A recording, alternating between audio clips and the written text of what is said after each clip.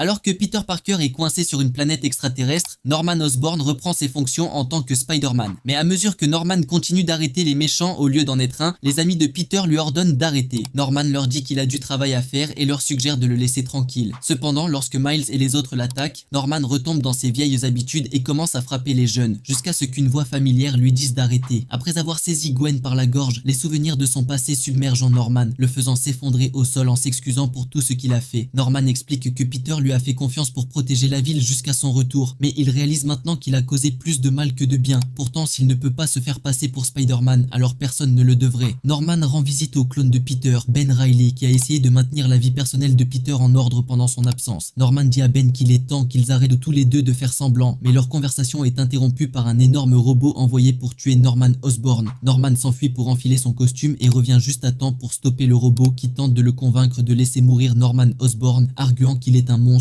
Norman ne peut s'empêcher d'être d'accord avec le robot, mais après l'avoir réduit en morceaux, la foule autour de lui commence à scander le nom de Spider-Man, faisant ressentir à Norman une certaine fierté d'avoir enfin accompli quelque chose de bien.